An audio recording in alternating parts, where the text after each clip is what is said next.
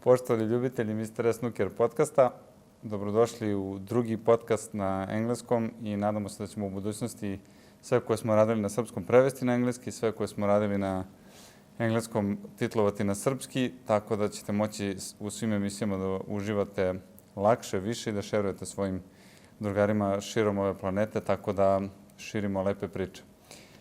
Ovog puta, this time, my guest, now I can say my friend, Iulian Boiko. Iulian Boiko, welcome. Hello. Hello. Hello, Marko. I spoke with you many times in previous 5 days about different things, but I'm interested in many of them, and some of them I've already forgot because it was a messy week, but it was a good one. And we had an idea, I think it is all like 1 year, 1.5, for you to come here to have some practice session together with our junior players, and somehow also with me, and then to play some exhibition match, and we did it. And if you ask me, it was so good, but if I ask you, what about whole that week? Was it fun enough, good enough? I think it was unbelievable. It was great. Everybody were, because I came for, let's say, not a very long time, so it was just like 5 days of practicing and coaching. I think all the boys and even men of like older generation, they were paying attention to what I said, and every one of them was doing good. And I think in some way, every one of them has improved, and that was my main goal before I came here, to give absolutely everything of myself and to improve their overall knowledge, and correct some small things, small mistakes that they have, and I think it's a success. Yeah, definitely, I can admit. And if you need to choose between first 4 days and the last one, when I say that, I think about exhibition match and coaching practice sessions. What do you like more? It's a very tough question, because I feel that coaching gives me a lot of joy, because I see people doing better than they were, and I'm really happy to see that I'm actually helping in some way for people to improve, and I'm pretty sure you know this feeling as well. But obviously I'm still young, and for me I think it might be a little bit too early to go deep into coaching now, but I think for my age, and for any age, I know a lot of things about snooker, about the physics of the game, about the mental side of the game, because as a player I went through all of it, and I'm still going through it, and I'm learning every single day. So yeah, that's why I enjoy playing as well, and the exhibition was really fun. I've made a couple of good breaks, and I think people were really happy to see the century, and the ending was pretty nice. The atmosphere was great. I could see many happy faces, and at the end of the day, that's all I wanted. But it's really hard to choose one or the other. Okay. So I'll keep on mixing both. Yeah, it was just a little hook to describe both. I really enjoyed. I need to say that, because now I have some new knowledge. Just in the first few sentences, you improved my whole story about. I can say now that it's about table deflection. It was something that maybe for you it's something, it exists, but for me it was really something special, because I always struggle with explanation for junior players, and especially for me. But now it's so easy to say, okay, that's the difference. Small things, because if I know some big amount of info, you always need some more. And if you know everything, but it's impossible to know everything, if you heard the same thing from a different side, definitely you know more and more and more. And it was such a refreshment, because we had for 4 days, I think, around 70 classes, and I watched at my watch maybe, I look at my watch maybe 2 times and that's it. We were tired, that's okay to be because we are spending energy all the time. But at the end, you're physically and mentally tired, but you're so happy inside because you made someone's life better just a little for that day, and what to do better than that. Yeah, and what about what you said about the small things? I think that's what this game is about. You know, it's about small things. As a player, as a coach, no matter who you are, it's impossible to say like one magic thing and it will make, you know, the player like the best in the world. You have to put in the effort. You have to put in a lot of hours. You need to pay attention to every little small detail in your game, try to improve all the time. Yeah, so I just wanted to say that, you know, I'm happy because I think if you have noticed those little things that I said that might help, I'm pretty sure the students did too. Yeah, and you're the proof that you're 17, and when we look at you at the table during the playing, like, it doesn't matter about years, because the way you can play, the way you played, you made, I don't know, the number 5, 6, 7 centuries in a few frames, and half centuries we don't count that, but it's not about the years. If you want to know more, you can learn when you are 13, 14, 15, and that's the thing, and you should be like some kind of idea that all the junior players want to reach, because maybe you won, maybe you had some loss, but you want to know more from each match. And when I spoke to you after that loss on Malta, 5-2 for coming back to the Pro Tour, your sentence was incredible. Like, I enjoyed, it was good, I learned something new. Okay, let's see what about next match, and that's it. And you're 17. Maybe for you that's so normal because you're thinking in that way. But believe me, many junior players are not thinking at all. Then maybe a little percentage more than that. But your approach for whole that thing is like unbelievable. And if I can download you as a software, I will install that on each one, because that's the way you can make more satisfaction for playing. It's not about winning, losing.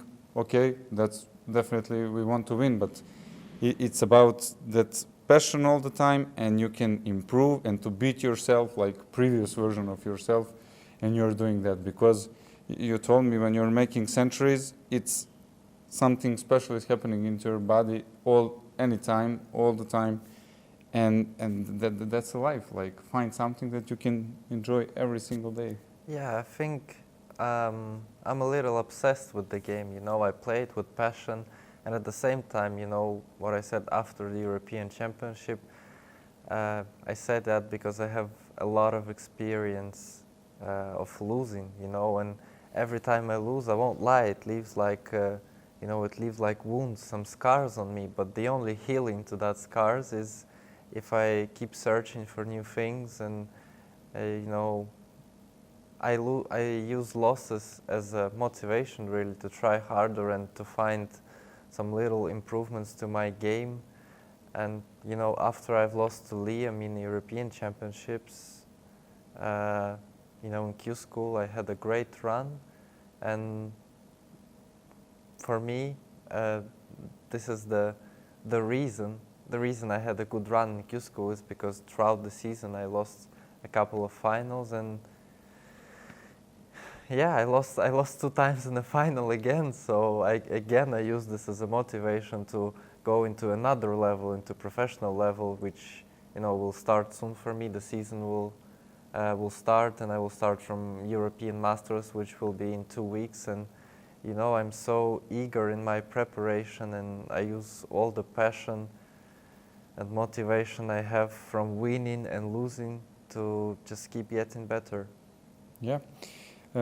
Let's go back to that part. Like, can you describe us our status right now? Like, where you are on the lists, where you were, or anything like that? So basically, right now there is 130 players on tour, on the main tour, and I'm ranked first in the whole amateur game, so the draw for the professional tournaments is being made out of 128 players.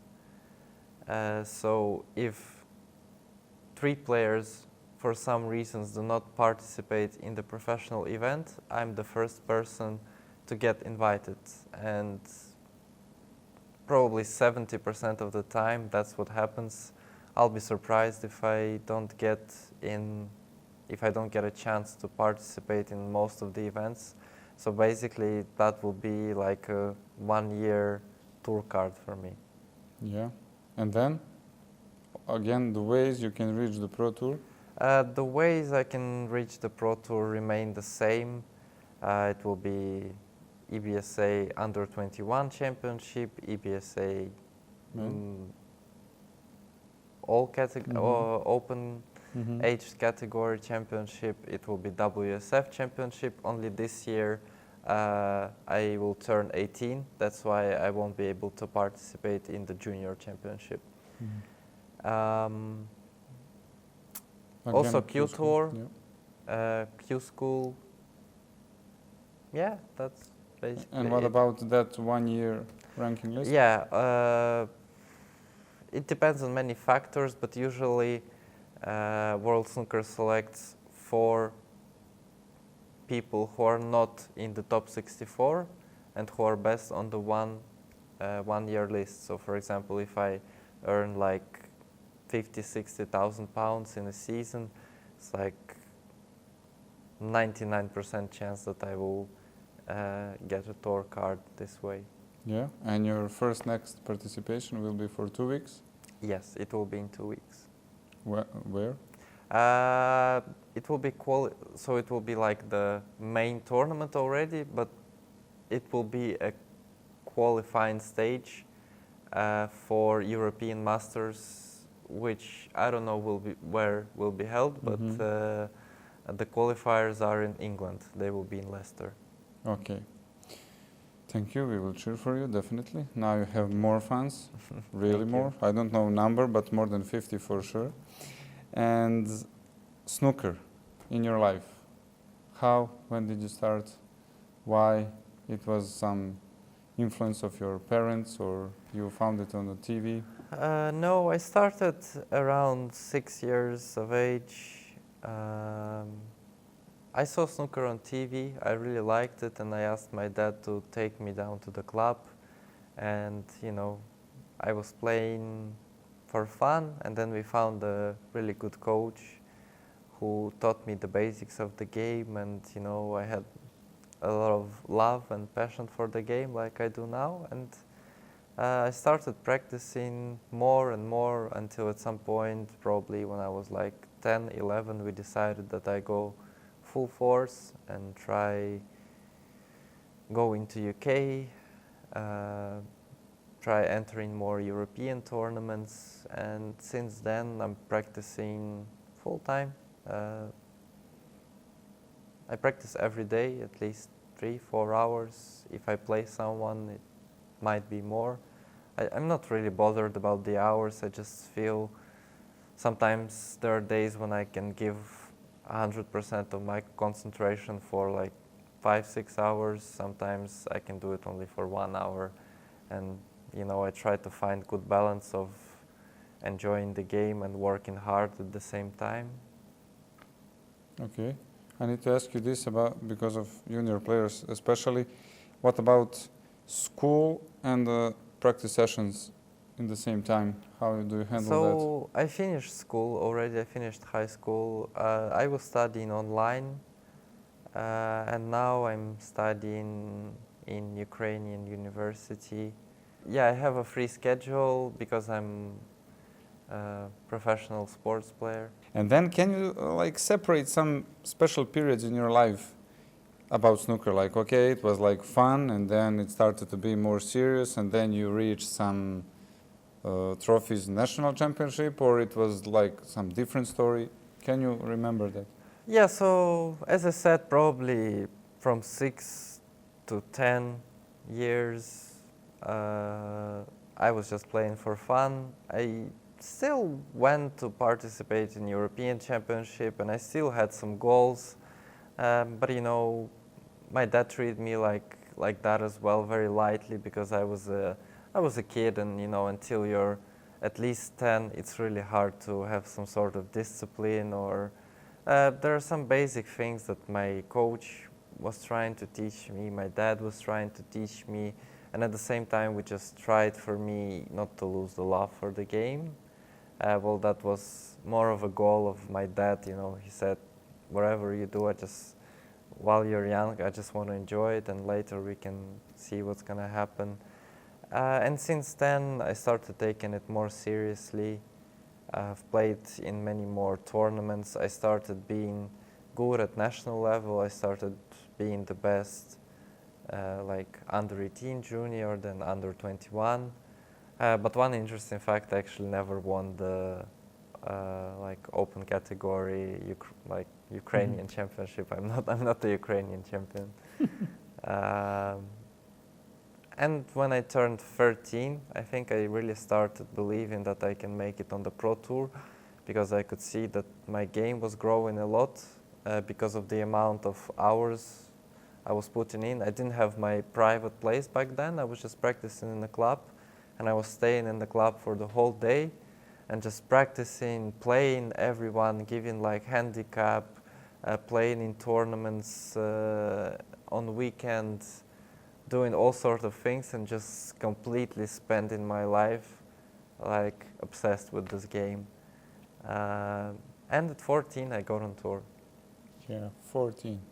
The youngest ever in the history. What about that sentence? Do you like it, or you're bored with it, like, oh, again and again and again? But you should like it. I like it now, of course I like it, and I'm very proud of my achievement, but at the same time I think that it's not the only thing I want to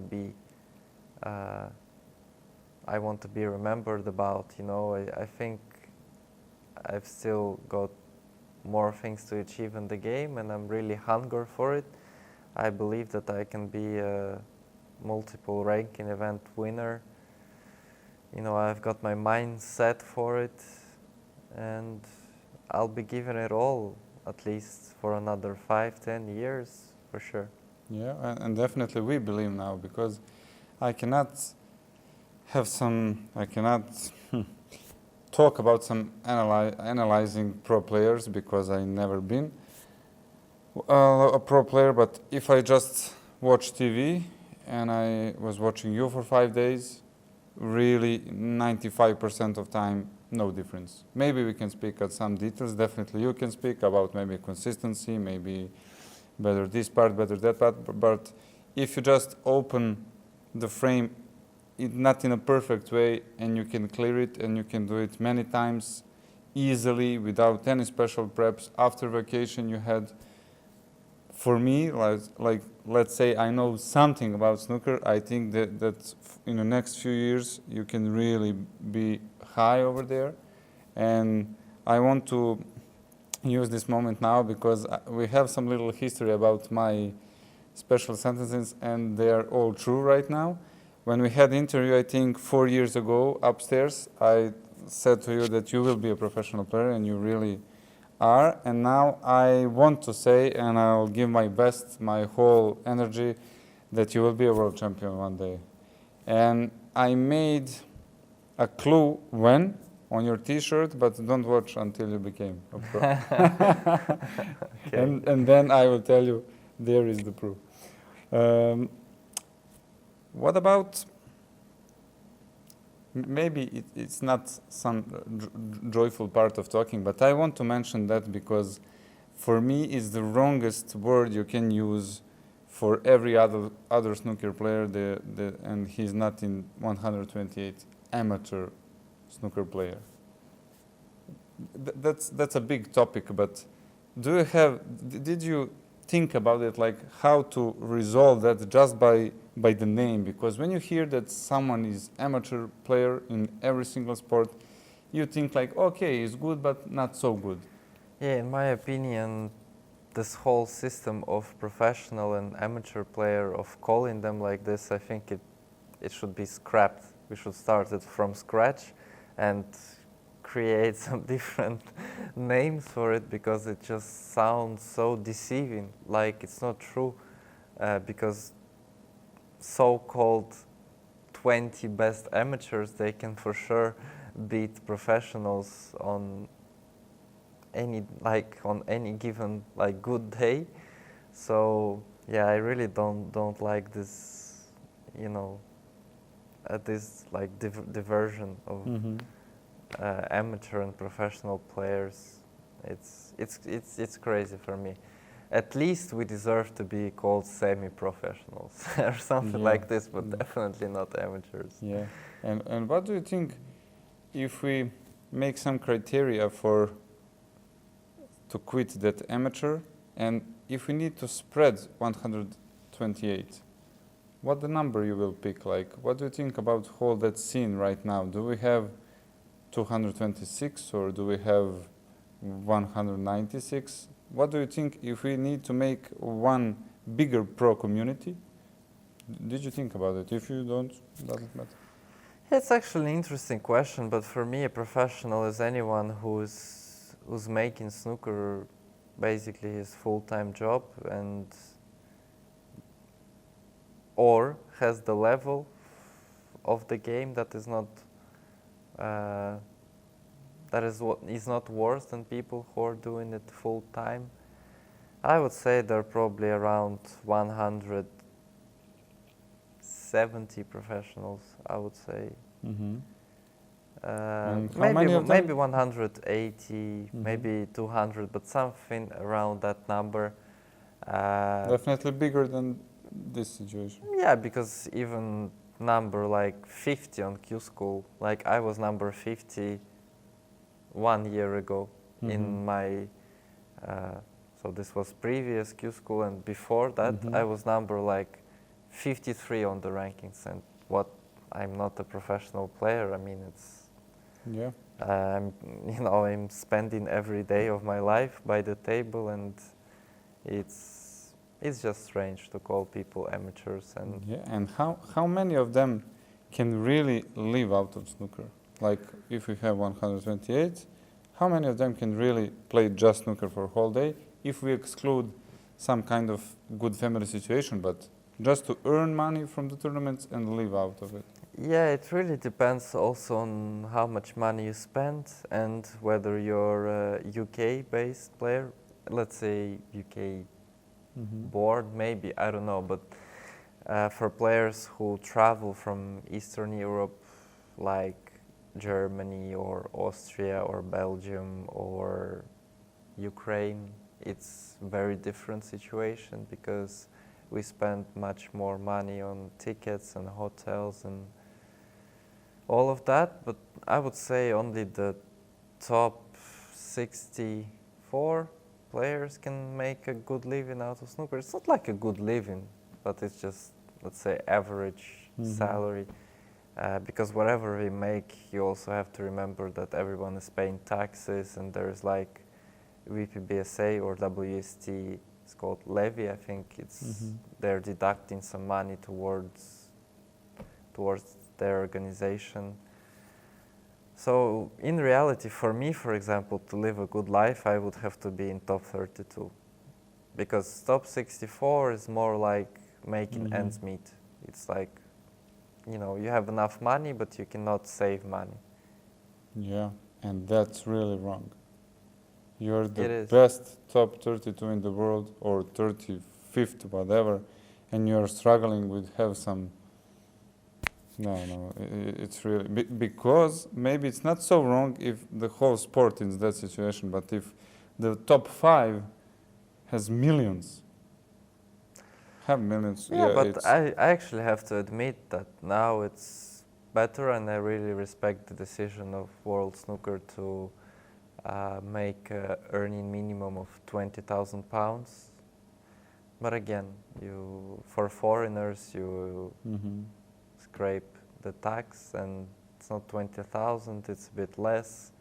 And then, let's say, with all the costs of traveling, again, hotels and all of that, you're left with nothing, really nothing. So it's good. to have some financial, you know, background. safety. Yeah, like financial safety, but it's not enough still. You're obsessed with snooker, but let's see, what do you do aside of snooker? I heard some stories about drifting, go-kart, tennis. Yeah, unfortunately, I haven't done drifting and go-karting. Go-karting I do sometimes just for fun, but drifting I haven't done in probably 1.5 year, because I was since I moved to Ukraine, I stopped that. But I'm playing tennis, and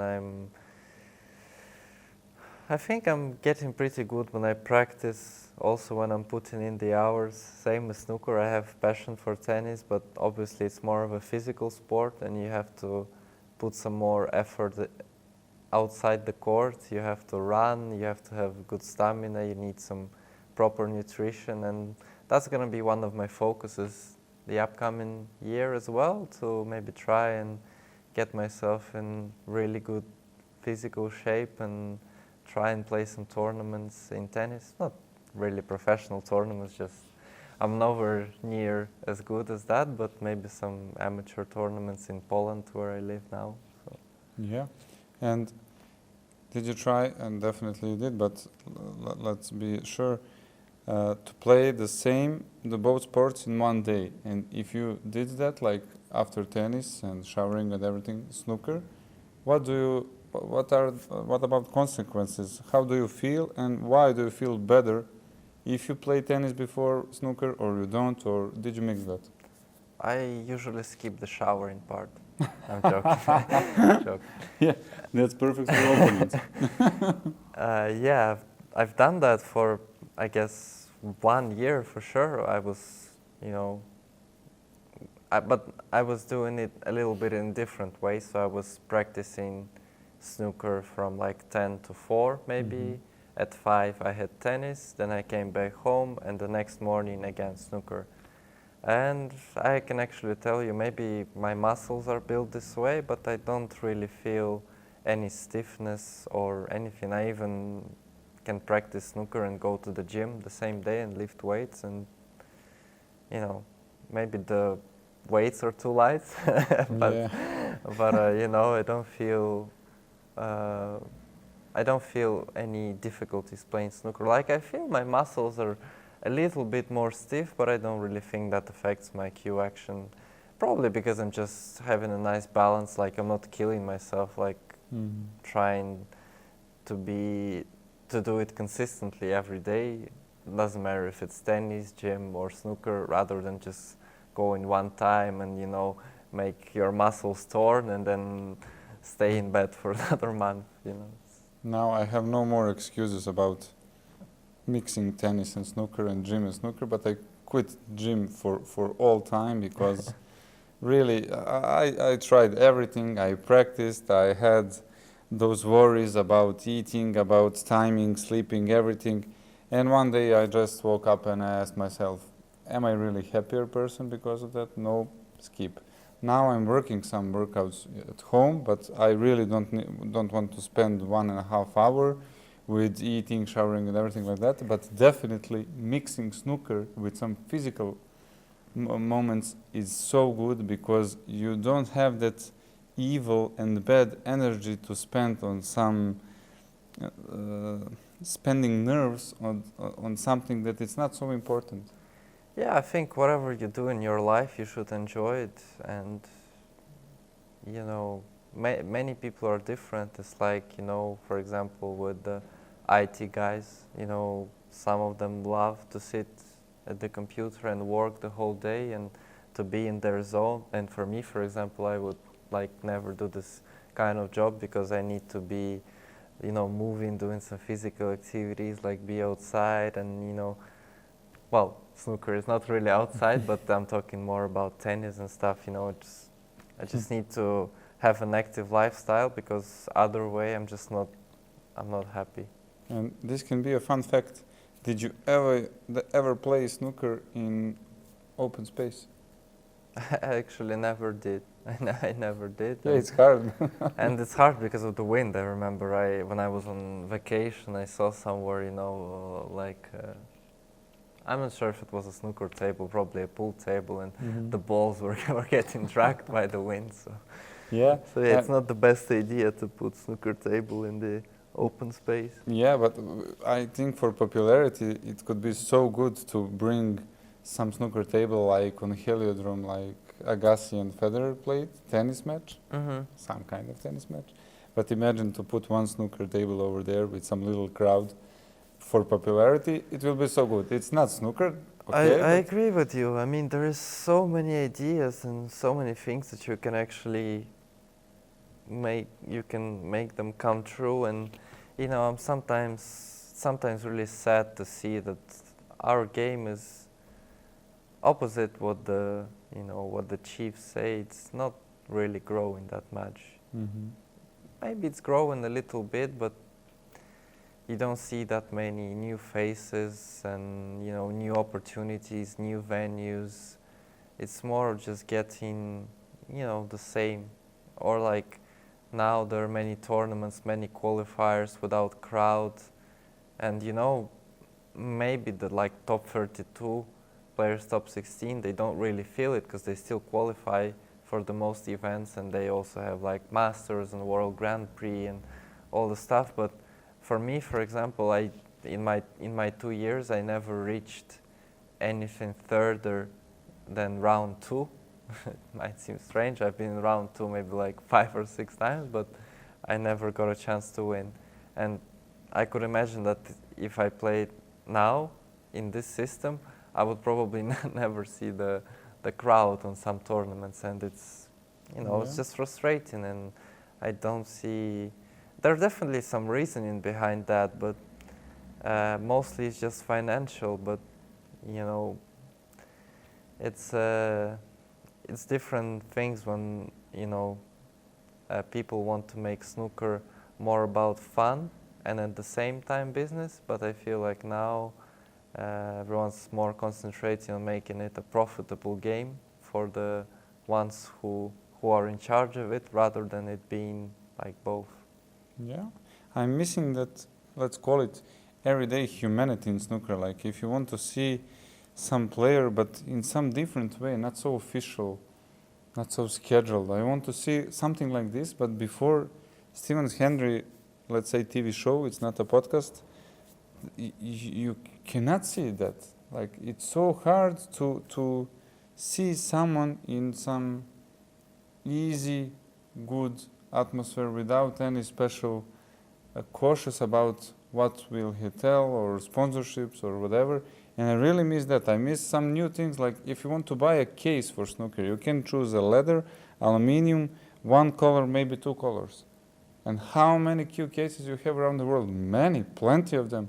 But you don't have a choice. And it's about cue cases, it's about that info I told you, it's about every single thing, and definitely those people are interesting enough, because the good life story is interesting for everyone. If you're successful, if you're unsuccessful, tell us, we can hear, and maybe you can make a shortcut of that story and to help yourself or to help someone else. And my goal for this podcast is just that, bring people, talk to them, and then everyone can hear that and say, okay, I'm also doing that, or I need to start to do that, or whatever. But story made whole this civilization about everything. If you talk about religion, if you talk about myths, if you talk about nationality, whatever, is it good, is it wrong, stories are behind that. If you kill the story, you killed everything. Because, there's no fun. I agree with you. There are some. There were some like World Snooker organized some like a TV show where the guys, the journalists, they actually went to snooker players' homes and talked to them about a lot of things, and I think that's really fun. That's sometimes it's more interesting to see that rather than the game.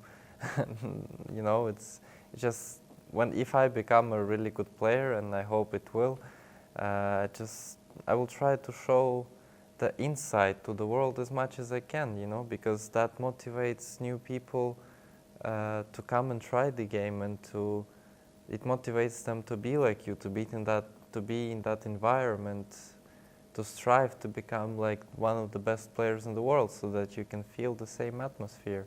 Yeah.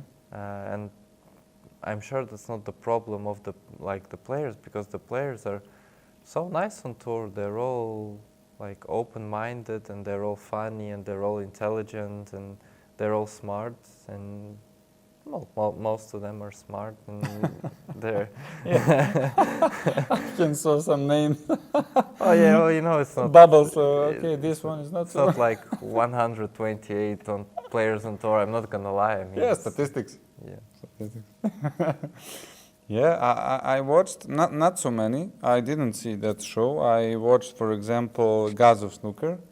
I think it's a BBC documentary, 3 hours, and it was so good because I saw the history about snooker and why snooker is in this position right now.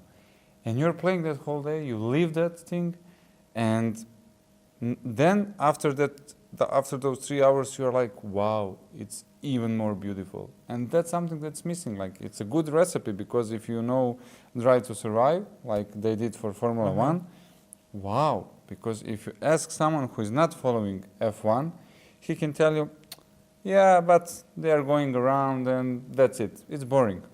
And then you realize that they are going approximately 250 kilometers per hour, and at the end they the second one is missing just 1 second to be the first one, and then you can see the whole that story about every single car, driver, everything, and then you appreciate that more, because you're like, oh, that's happening. And because of that, we are missing that in snooker.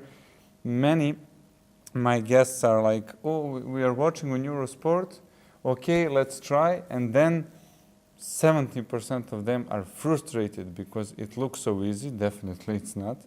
And they are not motivated to be so good. No, they're like, oof, too hard, let's go to watch. I just want to add one thing about motivation. I think the biggest thing that inspired me to play better and to work harder was last year's World Championship, when you know, a very great guy, like amazing guy, Jack Lisowski, who is now, I think, is in world top 10.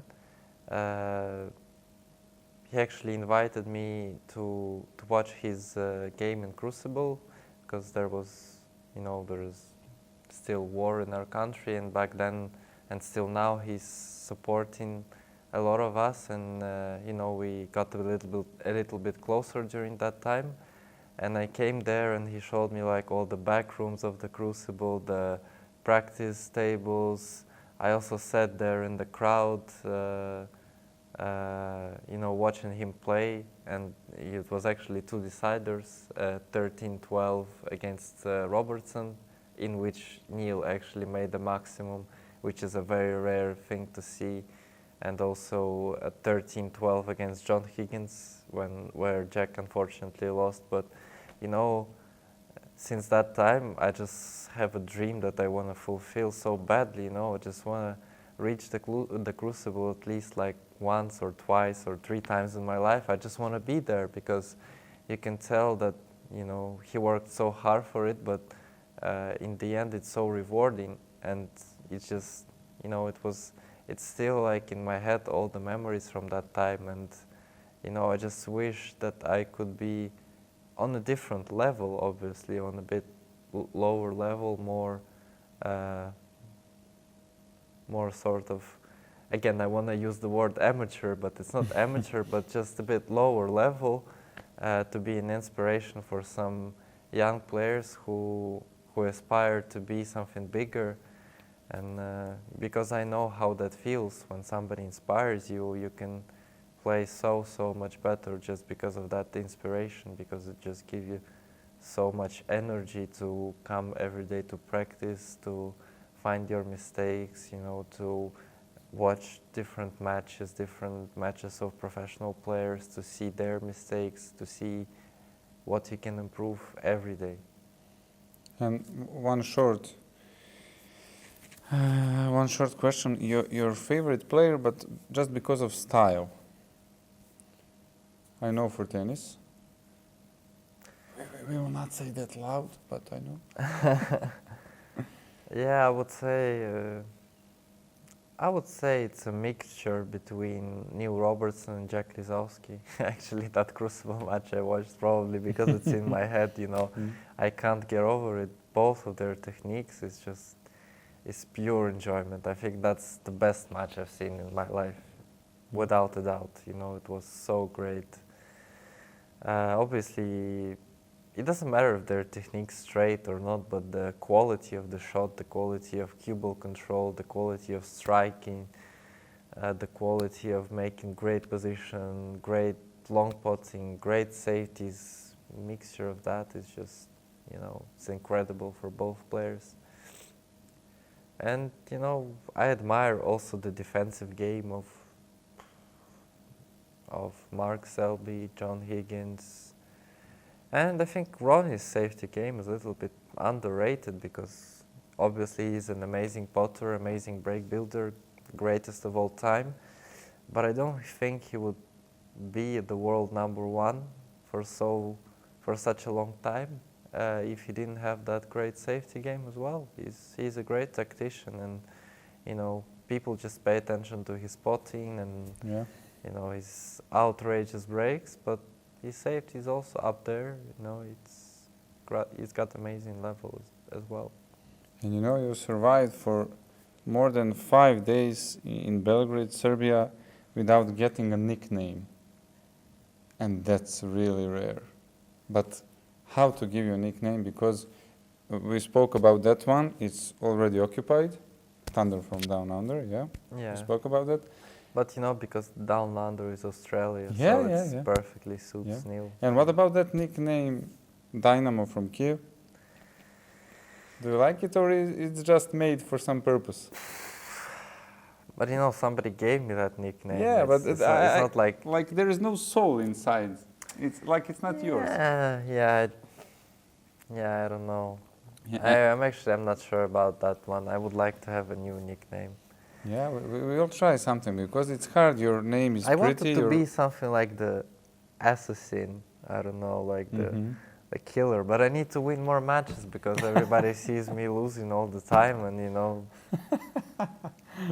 Yeah, cameras. They capture the wrong moment. Okay, I know the answer for this, but I want to hear again. It's about. You're annoyed about wearing suits. Yeah. And I never think about that because for me it's like, okay, let's find a new one, go to the tailor and enjoy that moment. Yeah, I just don't know. Maybe because my shirts are actually too short, but I've bought a really long one now, and I just don't know. I just feel uncomfortable playing when my shirt is really tucked in the trousers. I don't know. You know, it either sticks out or I'm really uncomfortable. And I also don't like the cross bow ties, but if you don't wear them, if you wear a regular bow tie, your cue is touching the bow tie all the time, and I don't know how people are playing in regular bow ties. You know, so I would like the dress code to be changed for just polos and trousers and shoes. I don't know, like it is now in pool. Yeah. I actually envy them in some ways, and actually in pool there are some things, like I said, like many good players, probably like also top 10, top 16, they make some practice videos and you can actually see their point of view practices, and I think that's what snooker is like missing. Like, it would be interesting to see Ronnie's point of view practice, for example, what he sees, how he strikes the ball, is it like straight, not straight. It would be interesting to see that of every player, and you know, I made videos like that that are on our YouTube channel, so everybody, just a short advertisement, everybody feel free to check it out. And say the name. Yeah, the channel is called Iulian Boiko Team, and all recordings of my matches are there, practice sessions, interviews, everything you'd like to see about my life as well. I mean, it's all there. Yeah, subscribe, go there, enjoy. You also have your own website. Yeah, I have my website. There's like all the news about me, also Facebook page in the same name. we've got plenty of things that you can subscribe to, but firstly, subscribe to YouTube. It's worth it. Remember that. And of course, subscribe to our channel. When I met you, that was, I think, 10 years ago. Borsko Lake, European Championship, my first one. That was also your first one, or you played even before that moment? No, that was the... Also first. Yeah, and your suit was unforgettable, but okay, now you don't like them. And we spoke about suits, that's some part of tradition for snooker, but one more topic about tradition, let's go deeper. It's about why don't we have carbon cues in snooker? Or it's just too tough? That's a good question, actually. Did you try? I'm not sure the answer to it. Yeah, I've tried, but I don't have like my own cue. I just borrowed someone's cue to try. I only played like a couple of long balls and I potted all of them, so I don't know what to say really. I mean, it was good, but I didn't want to try too much because then probably maybe I'd like to switch, and you know, it just seems weird when nobody's really using that and I'll be the only one. I don't know. I don't want to be the first one. I don't want to set the trend because everyone will look strangely at me probably. Yeah, I care about people's opinion too much, but... You're 17. Okay, but for also, 2, 3, 4 years. But also what I didn't like is the cue is really long and it's a bit heavier because of that. I'm not sure actually about the weight, but it's definitely longer. So maybe for long potting is better, but to control the wide ball, you know, like on the string, on the soft shots, I'm not sure about that. I would need like longer time to try it out, but I mean the idea is good, and you know the tip size stays the same over time, but it's the same with the titanium ferrule. So yeah, we'll see. Maybe there will be a revolution. Maybe in 10 years someone will make a cue that will pot all the balls by itself. And what do you think? What will be the revolutionary moment in snooker? Because if Stephen Hendry gave us the moment going from the black to the reds, from the blue to the reds, what do you think? What it would be now? I have one thought, but let's hear you first. Revolutionary moment. Yeah. I have no idea, but I think the snooker is tending to become more aggressive because of the pocket size. I think on some tournaments the pockets are way too big, and that's why it gives the advantage to really aggressive players like Bracel, for example. I think one of the reasons, obviously he's an amazing talent, amazing player, and you know it would be like really silly to comment on his like achievement. Maybe he would have done it in different circumstances as well, but it's not only him, it's Si Jiahui as well.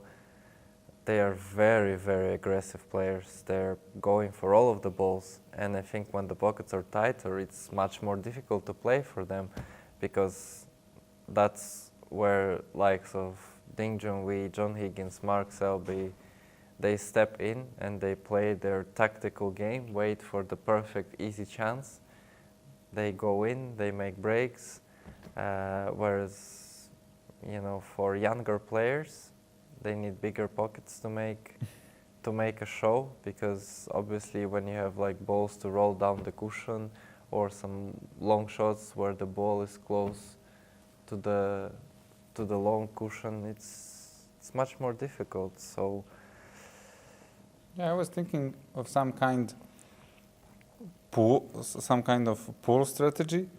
Is it possible? And if it is, maybe someone will already try that. It's about, can you break the reds, pot one, and go until the end without giving a chance to the opponent to come to the table?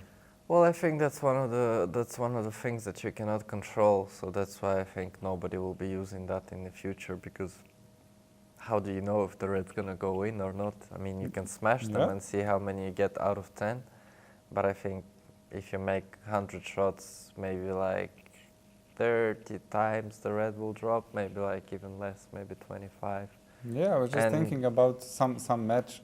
For example, Ronnie was in my hand and he's leading for like, I don't know, 10-1, best of 21, doesn't matter, 23, and he can smash them.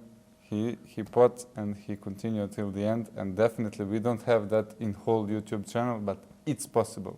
Because if I made, I think, 56, 64, doesn't matter, and when you watch pool, they know so much about every single angle, where the ball is going, the next one, which one to put over there or over here. Yeah, but in pool there are less balls. Definitely. On the 8th ball they break to the middle, but you break the first ball, so it's different because in snooker there is pink there. Maybe if you remove the pink, then yeah, definitely. I mean, that would be a better option. In addition, you have to remember that there are other colors as well, which are blocking the pockets, and the pockets are tighter, the table is bigger. And if you talk about like 9 ball is much easier, because even I tried to break off in the 9 ball, and you have to be precise, but like if you practice really hard, I think 70% of the time you can knock in the 1 ball off the break to the middle. Yeah. Just to be clear, that revolutionary moment supposed to be just some kind, once, somewhere, sometime. We didn't see that, not like a part of the game which we want to install in So game. you don't think it will be like introduced? You're thinking that someone might use it when they have like very big advantage? Yeah, like we have, I don't know, tons of millions played frames in this whole history, but never, we don't have recorded one official match like that. Maybe I said it wrong, but I think about that. Your plan after this week is to practice which way, how many hours? Do you have that kind of detailed plan, or you're like spontaneous, okay, you will practice, but let's see day by day how it will be? Well, because I have a tournament soon, I'm gonna put in a lot of hours, like I cannot skip any days. Maybe 1 day before the tournament I'll have a rest. But apart from that, yeah, I need to work really hard, and I need to get myself in really good shape. Some players do it differently. Some, like for example, Luka, before World Championship, he didn't practice. At least he says so. Well, I think there's a bit of truth to that. I don't think he at least practiced this much. And some players tend to practice more. I tend to practice more because I want to be 100% confident that I've put in 100% of the effort before the tournament, and that I'm ready, rather than thinking, all right, we'll see what happens. I mean, I'm not like that. I'm a very responsible guy for my game as well, and I cannot let myself be relaxed before the tournament. Okay, do you want to play a little quiz? I just made it. I'll give you one student, you give me one word, but just one. Okay, let's We try. can start. Okay, let's see. Try. Dima. Serious. Serious, okay. Vasilia.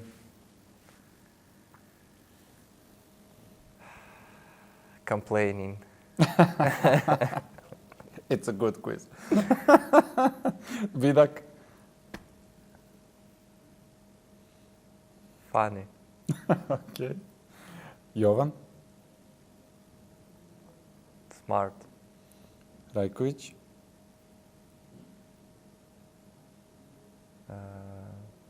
I don't have the adjective. Okay, let's just say good listener. Good listener. Okay. And that's it about junior players. Because if we start with seniors, maybe that they spend less time with us, it's hard to remember. But I think your favorite one is the most passionate guy, and you can put in comment who is that one. Grossi, this one is you. Yeah. I was waiting for this. I would say the word passion, definitely. Yeah. Waiting, Grossi. You had a little story with your cues. Something happened with some air company. Do you want to tell us what, when, and the consequences of that? Yeah, I can tell that. And it was one of my favorite cues. in that time it was definitely a favorite. It was Massimiliano Sabeta's queue. That queue was amazing, really fire. But I don't remember exactly what happened. I just remember that I was traveling from one place to another place for a tournament, and the queue got lost, and the air company, after trying to search for it, I actually think it was either Ukrainian Airlines or Austrian Airlines, I don't remember, but it was some like European flight. They actually said that they cannot track the queue, they cannot find it anywhere. Maybe it fell off the plane, I don't know. I don't know, how can you just miss something like that? Maybe somebody has stolen it, I have no idea. But yeah, that sounds... But what can you do with the queue? I mean, to sell it, I mean, you're not going to sell it to take it in parts like a car. You also cannot do that, so I don't really know. But yeah, that's how my queue basically got lost, and I never got it back. And which one did you use in that tournament? Someone else's? I think I've borrowed of someone, or I played with like something like a queue, club queue, but I lost, I think. Yeah, I definitely lost. And now you play with? And now I play with Robin Cook queue. I mean, Custom-made. I've met him, I've been in his small factory at his home, and first of all, he's a very nice gentleman. He's almost retired now, he's still making some of cues now and then, but he made a really special one for me, and you know, it plays amazing. It's definitely the best cue I've tried ever from anyone. I don't know a cue better than that. I'm still not sure. I've changed the ferrule from brass to titanium, and I'm not sure if it was a good decision, because for me sometimes the throw is still... I mean, some shots I put better and some shots I put worse, so I think it's only about getting used to that. But I'm playing with it for a long time, for a year maybe, and I'm having good results, so I don't see a point to change something, and I'll stick to this cue definitely. I'm not sure about the tips or ferrule or whatever, but the cue is spot on. Like, it's straight, it's very powerful. It's a bit light, but I like that. I mean, the balance is more to the back, so the front is a bit lighter, but I don't know, I'm a fan of that. I don't like really heavy cues on the front. And you gave me to try, thank you for that, and I thought that my cue has the lowest deflection I ever tried, but now it's the second on the list because your one even less. And yes, it's light. I miss that part, like to be more heavier, but it's just a habit. And you can easily believe to that cue. Like, it's strange because it's something new in my hands, but yeah, like I can use to play with it just for a week, 2, or easily. Did you count how many shots you made with my cue? Because one shot is 10 euros. Oh, let me count. I think it was between 1 and 1.5. But enough to conclude everything.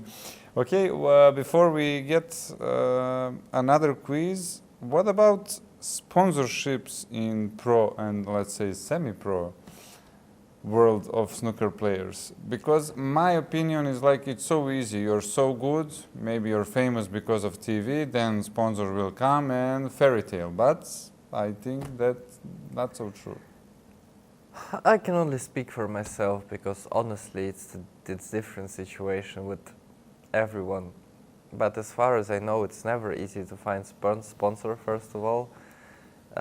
Secondly, I mean, I didn't have a need in sponsorship, thanks to my parents, you know. I mean, they've done a lot for me in financial terms, so yeah. But throughout my career, I cannot think of somebody that ever contacted me and offered me sponsorship. No one, ever. And I don't think I'm one of the worst players out there. So Just wait for that moment, World Championship, and then we'll see. they're definitely top players. They have some sponsorship probably with logos and some advertising, but right now I don't have. And top players, obviously, they spend much more time on TV than just regular players. So that plays a part too. And do you want to put family in this story and how you will remember this week for whole your life because you became uncle?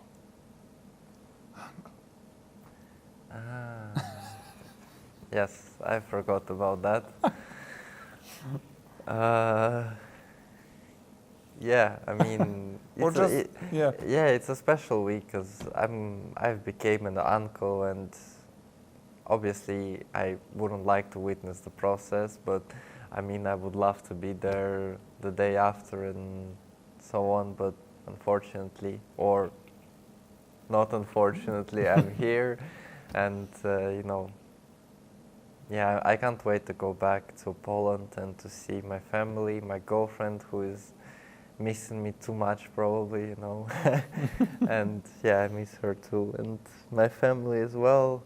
I think it's such a nice feeling when you actually can't wait to go home, because it's a very warm and emotional place for me, and obviously Warsaw is not like my first home, but for me home is not a place, it's the people who surround you, and my family is, they're all I can wish for. Yeah. Well said, don't know anything to add. Okay, quiz level 2. The same participants, one sentence. What to do? Give them advice. Let's start from the beginning. Again, Dima. Enjoy. Okay, you can use one sentence, but one word. Okay. Well, enjoy it more. For Dima,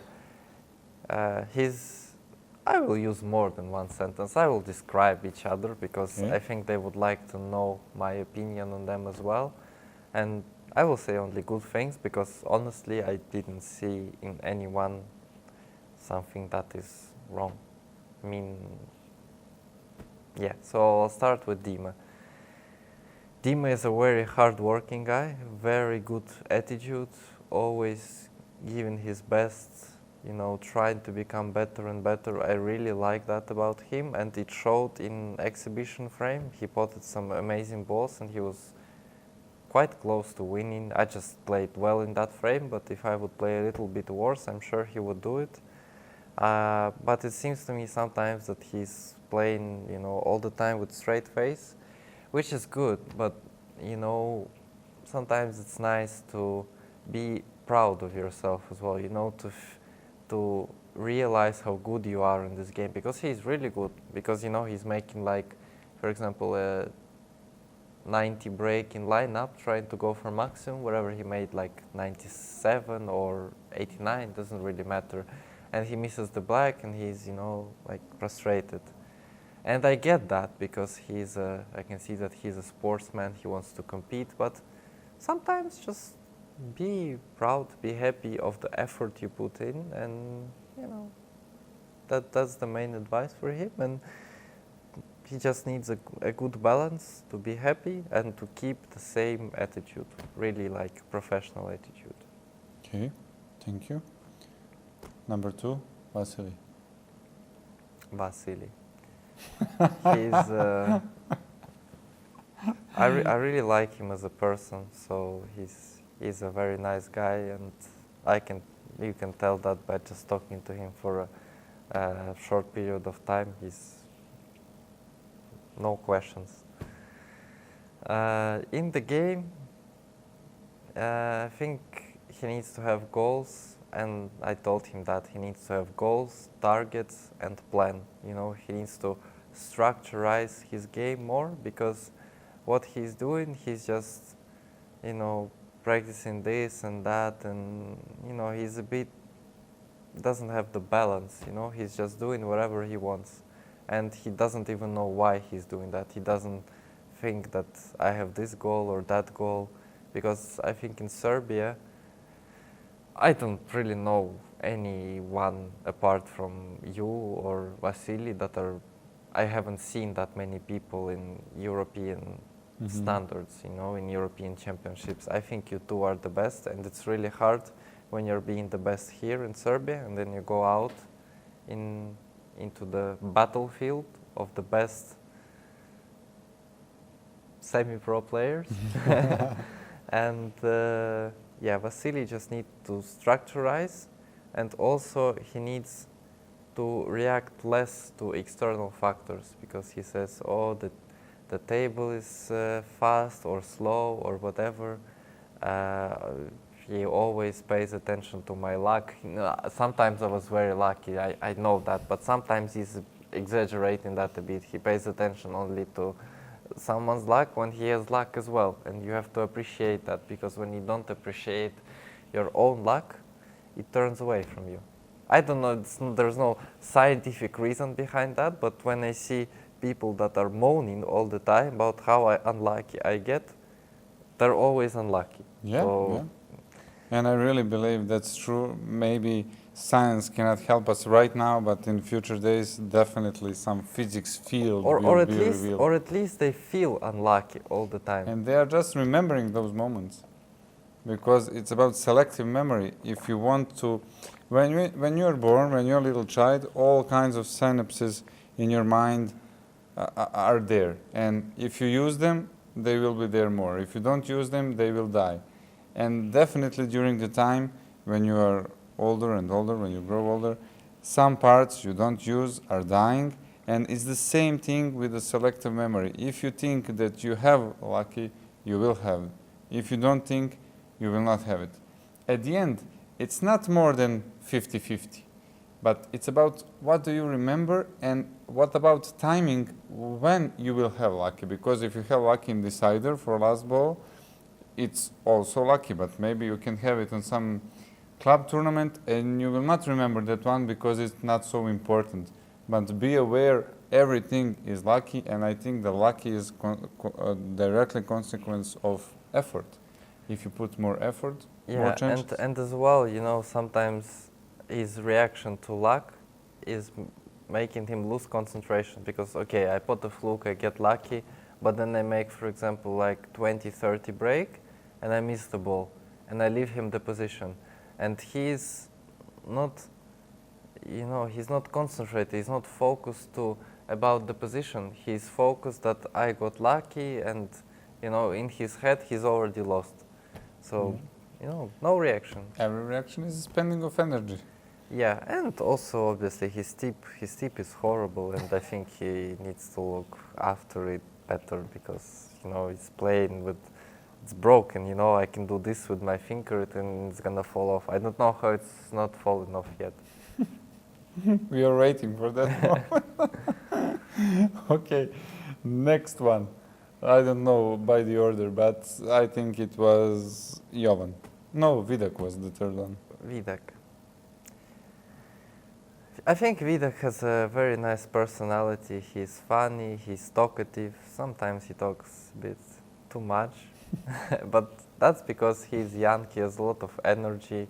He has passion towards the game, but again, it's about setting the goals, whether I just play this game for fun or I want to be a pro player. If he says I want to be a pro player, then the attitude must definitely change. And yeah, and he needs to slowly grow up a little bit also in his attitude towards older people, his attitude towards listening to people better. I know sometimes I was a little bit harsh on him, but I like him a lot and I want to help him. That's why I was a little bit harsh. So I hope he forgives me. But yeah, that's the purpose. And sometimes, really, I think it was Wednesday, we started the practice session afternoon, and I was shouting because it started like that. It's not because they will spend 2 hours with us without purpose. It's because why to spend 2 hours of anything without any single satisfaction? And after 5 minutes of my, let's say, more loud speaking than shouting, louder speaking. It was good for them, and Jovan had really good practice sessions for all 4 days. In some moments, they're kids, they're trying to act like they want, but they don't know what they need. And we are there to tell them, because it's not about I want to be that way, it's better for you, try. If you don't believe me, try, and you will see it's easy to see that really some things needs to be avoided, that there is no reason to do them. Okay, next one, Jovan. Jovan is one of a kind, and I understand why, because yesterday during the exhibition I had a talk with his dad as well, and I can tell that, you know, it runs in the blood. They both are. His dad is really good about bringing him up and making a good person and a good competitor from him, and he respects his wishes. And I'm sure that if Jovan has the passion and the will to become a good snooker player, he can at least become national champion if he puts the effort, if he has the will, and if he has the will to become not a young boy, not a child, but to grow into a more, you know, to become more like a man he is. Then also to have more discipline, to have no reactions, to stay in the zone, to concentrating. If he is able to do all of this, to transform a little bit, he has all the talent he needs, all the talent and technique as well. It's very nice, and you know, me and you, we also added a little bit like notes to make it perfect. Yeah. And the last one, but not the least, Mr. Rajković. Mr. Rajković. Also nice, hardworking, fast, good style of play. What I can say is that he needs to be more in control of what he is doing, because sometimes I have a feeling that he's missing or potting balls a little bit by luck, because he's playing very fast, and sometimes he's not really, he doesn't stop and think, what am I doing here? Why am I giving this side? What is the reaction of the balls? What is a little bit the physics? I know that you shouldn't be like playing snooker and thinking about all of these things, but in practice, you at least have to realize why are you doing this or why are you doing that. And I think with him, it's more about the instinct. And it's good, he has nice instincts, but that's why the consistency is sometimes missing. And one thing I want to add, that out of everyone I've seen, I think he has the best safety game. His feelings of cross doubles, and sometimes he gets saved, he's a little bit thin. But apart from that, if he gets them right, he has the good power, and his white ball stays somewhere in the cushion all of the time. So that can be his strong side, his tactical game. Thank you for all observation and advices. I want to say big hello to Dika. He wasn't here, unfortunately, but let's see. I really want to know your impression about him, but now it was impossible. We'll see, we'll have time. You're young, both of you. I'm not so, but you are. And yeah, many topics we can start again and again and again, but I'm just curious about your growing up in that mental way. Like it was, you was thinking like that. You were thinking like that from the beginning, like to be so dedicated, or something clicked when you were 11, 12. Do you know that you spoke with your father many times? Definitely, he's with you from the start, especially with pancakes.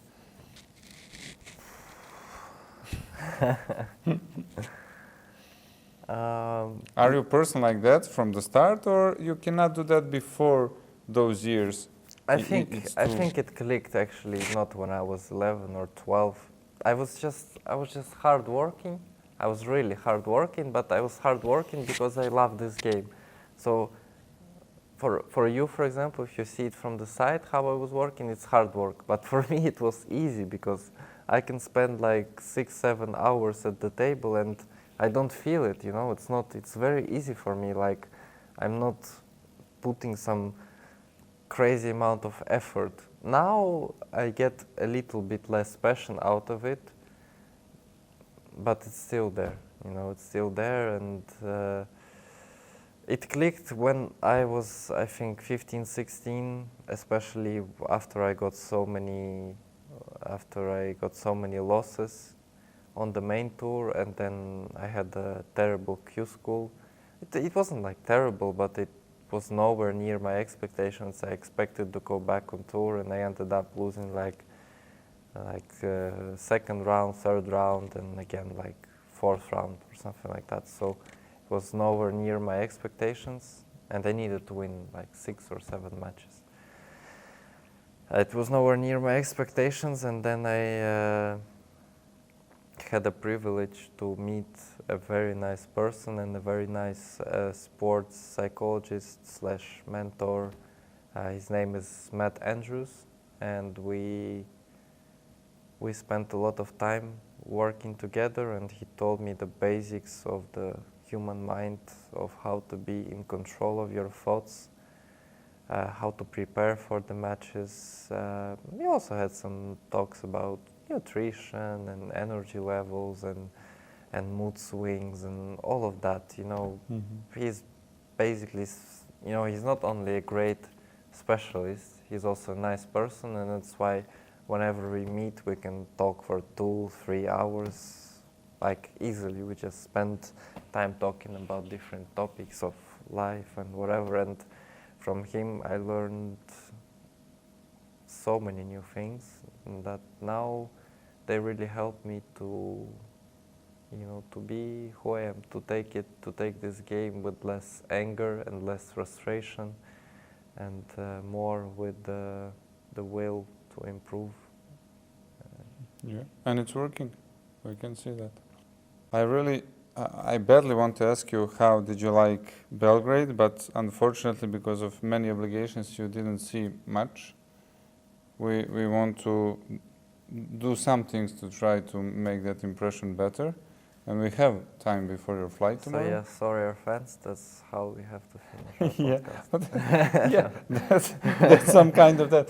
Okay, but before that, I really publicly want to say big thank you because you came here. No, but I was joking, we can continue. Yeah, we can continue. But before that, when it's spontaneous and it just came on my mind, really big thank you for coming, for all the effort you gave us and put in, because it was so good. You destroyed me on the table, and it was so helpful for me because I'm embarrassed about my level of playing, not because right now I know I'm more organization man than a player right now, but when I come back from my little summer break, I will be like, okay, I saw what can be done on this table, and he told me everything. You also gave me some recommendations about some books. I already started to read that.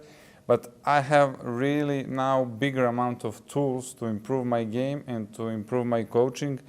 And when I put all that together, I will really enjoy more this game, and I love it so much because I live it. And that's it. Thank you. We will see about part 2. That will be unofficial negotiations. Maybe I'm good with negotiations.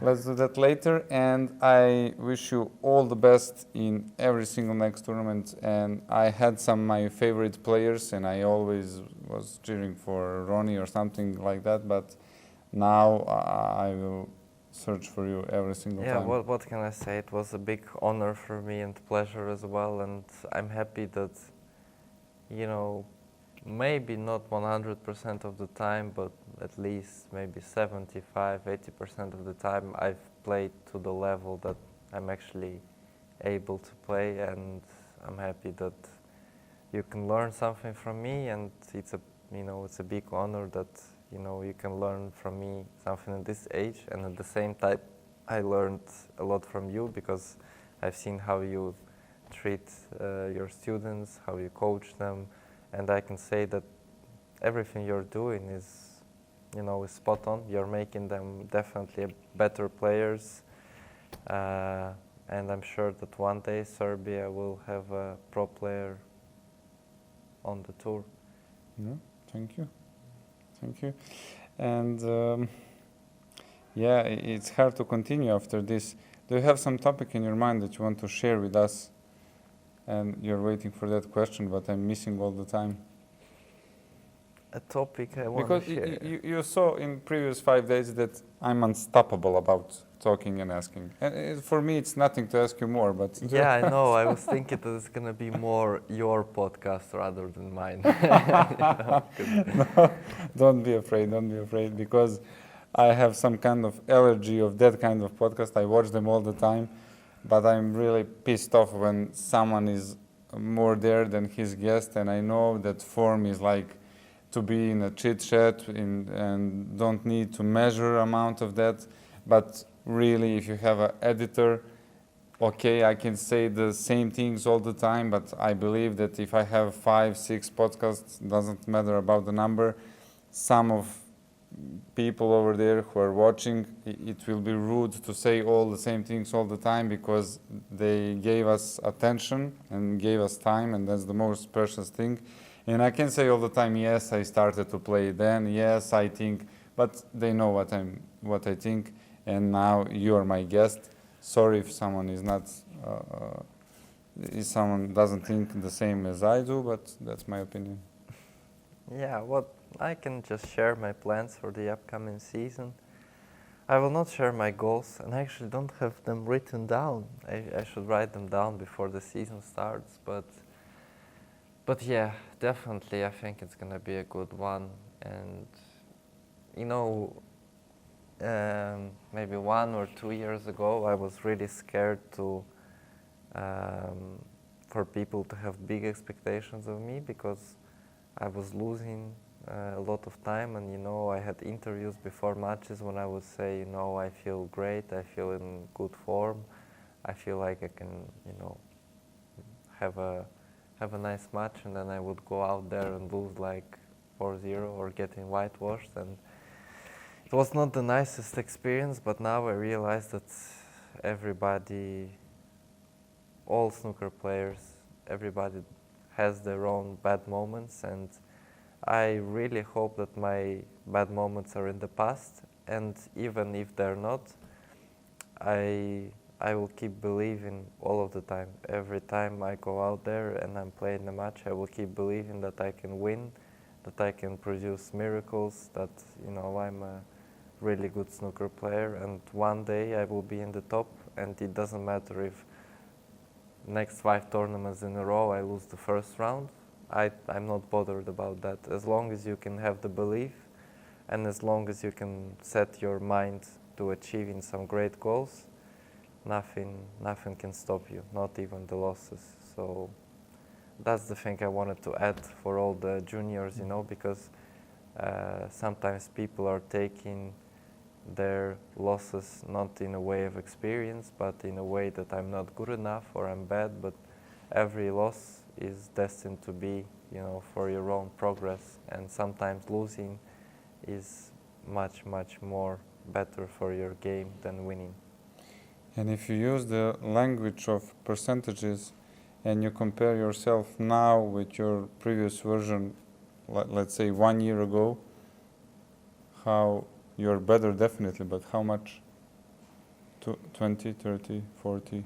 I think I've improved by 50% at least. 50, yeah, so good to have that feeling.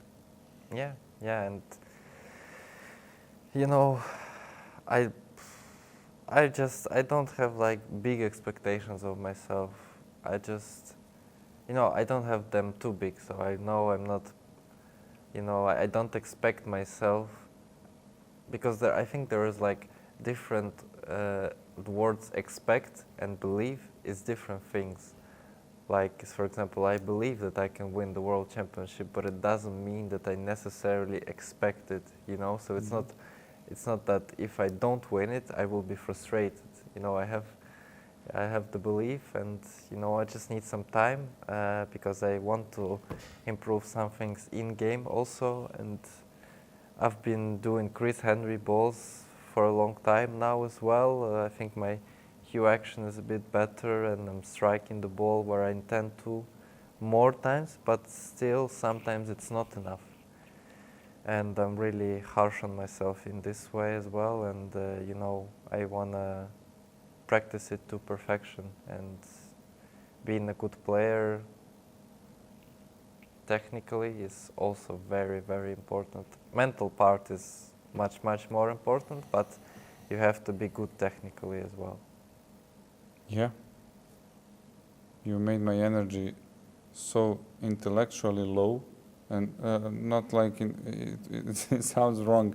Like I'm so calm right now that everything I want to do is or continue or to go and practice myself, because just want to do that, and I'm not able because we spent more than 6 months. I just need a little break, and then I'll come stronger than ever, because you gave me that motivation, and it's so easy to get motivation if you have that little, how to say, a little seed in you that I want, like I'm the seed, you gave that little drop of water that I missed, because we don't have so much opportunity to play or to see that level around us. We can go on European Championship every single year, maybe twice. We are playing Balkan Snooker League, definitely something bigger than national championships, because we gather the national championships for 6 countries. But this is something that if we have one guy like you who beat us every single day like this, definitely we need to be better, and it's unavoidable. But yeah, it's hard, and that's also the situation I think you had in Ukraine, because before you, I think, who knew anything about snooker in Ukraine, maybe something was there, but definitely you was the rocket that launched everything up in the sky, and now everybody That's also knows. one of my main goals, that when I become older, when I achieve something great in this game, I want to inspire and motivate as many people as I can to be their best version in life, because some people are they have their own troubles. Doesn't matter if it's snooker or if it's any other part of life, where they can actually be stronger and achieve their goals. So yeah, that is my let's say main goal for my life. I heard one really sentence that I feel inside, that it's so powerful. Like, if you are in some room with 5-6 persons, and you think and you have some proofs like that you are the funniest or the most successful in that society, that little company, it's not good. Find some society that you can feel that pretty jealousy moment, like, oof, it's so good, I want to be better. And I had that situation, and thank you for that. I think now it's time for Belgrade to see us, or for us to see Belgrade. Yes. Thank you for everything. Have a good flight, have a good year, have a good everything, because you deserved it, and that's it. Just good vibes and good once energy. again, thank you everyone for your warm hospitality, because everybody has been so nice to me, and yesterday's evening especially, I enjoyed it so much. Thank you. It was our pleasure. See you in the next one. See Bye. you.